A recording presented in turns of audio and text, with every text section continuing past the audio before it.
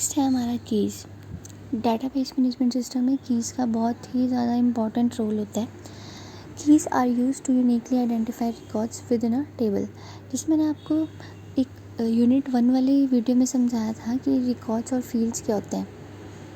सो record क्या होता है कि एक स्टूडेंट है, उसके जब फील्ड्स बनेंगे, name, ID, roll number etcetera, तो वो फील्ड्स हुए और जो उनका डाटा है लाइक अमित है, लाइक अमित का रोल नंबर है 10, उसके मार्क्स कितने आए, वो एक रिकॉर्ड बन जाएगा। ठीक है, तो कीज़ क्या होती हैं, वो यूनिकली आइडेंटिफाई करती हैं रिकॉर्ड्स को विद इन अ टेबल। सबसे पहले ये जो 3 कीज़ हैं, ये बेसिकली मतलब ऑलमोस्ट हर टाइम पूछी जाती हैं, हमेशा रिपीट होती हैं एग्ज़ाम्स में। फॉरेन की, प्राइमरी की और कैंडिडेट की। तो फॉरेन की क्या होती है? फॉरेन की इज़ अ फील्ड और a set of fields in a table that refers to the primary key of another table. So foreign key का क्या काम होता है? बेसिकली वो एक रिलेशनशिप क्रिएट करती है एक टेबल से दूसरे टेबल के बीच में, ताकि दूसरे टेबल को एक्सेस कर सके। It establish a relationship between 2 tables known as a parent and child relationship. Like हमने एक टेबल बनाया, उसके बाद हमने एक और टेबल बनाया। सपोज़ पहले हमने जो टेबल बनाया वो काफ़ी बड़ा, उसमें काफ़ी ज़्यादा इन्फॉर्मेशन है। उसके बाद एक हमने टेबल बनाया उसके लिंक के लिए, लाइक उसमें कोई ऐसा फील्ड है जिसको हम लिंक कर रहे हैं एक और टेबल से।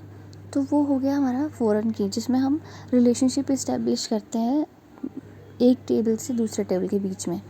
सो एक पेरेंट चाइल्ड रिलेशनशिप होता है। द फॉरेन की ensures referential integrity, meaning that it maintains the consistency and validity of data across related tables. It helps enforce data integrity constraints and allow data to be linked between tables. Foreign की ये ensure करती है कि जो हमारा data है वो जो एक्चुअल में एक्यूरेट डाटा है वही इंसर्ट हो टेबल्स के बीच में। ठीक है, और लाइक अगर कहीं पे न्यूमेरिकल मतलब स्टोर होने हैं तो वहाँ पे न्यूमेरिकल ही स्टोर हो।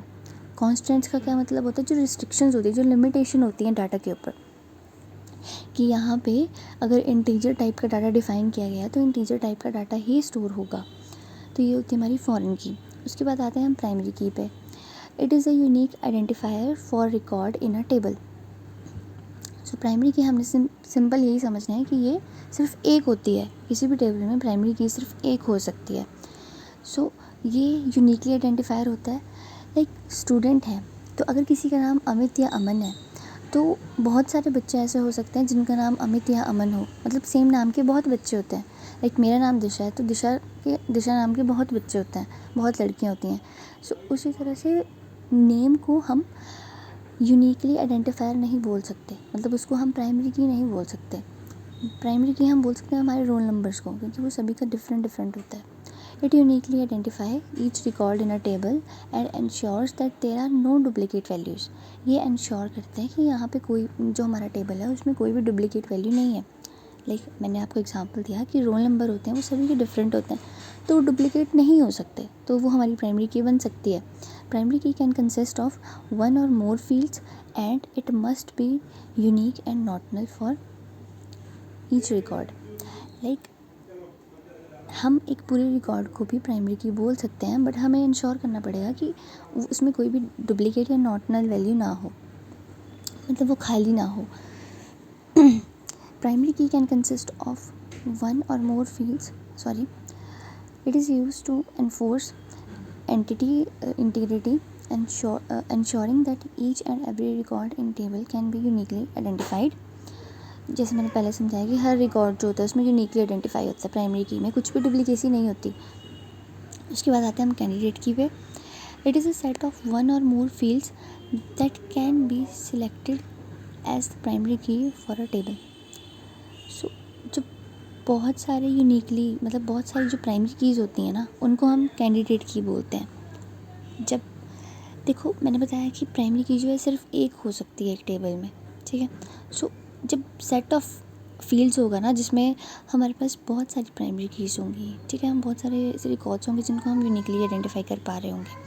लाइक एड्रेस, देखो एड्रेस भी सभी का अलग अलग होता है ना, किसी का भी एड्रेस सेम नहीं होता, सभी का एड्रेस अलग अलग होता है। तो क्या हम इसे प्राइमरी की बोल दें? नहीं, ये हमारी प्राइमरी की बन सकती है बट ये हमारी प्राइमरी की नहीं है, क्योंकि ये बहुत कॉम्प्लेक्स है, इसमें बहुत सारा मतलब डाटा आता है। ये हमारा विलेज आएगा, पोस्ट ऑफिस आएगा, सारी चीज़ें आएंगी। इसलिए ये एक कैंडिडेट की बन सकती है, बट प्राइमरी की भी है, बट प्राइमरी की बन नहीं सकती। उसके बाद आता है it satisfies the uniqueness and not normality requirements for a primary की। ये सारी ये सेटिस्फाई करती है प्राइमरी की के सारे रूल्स को। In a table there can be multiple candidate keys but only one can be chosen as the primary key. देखो यहाँ पे बोला है कि एक टेबल में बहुत सारी कैंडिडेट कीज़ हो सकती हैं, बट प्राइमरी की जो होती है उनमें से एक ही चूज़ की जाती है, क्योंकि प्राइमरी की जो होती है वो सिर्फ एक होती है।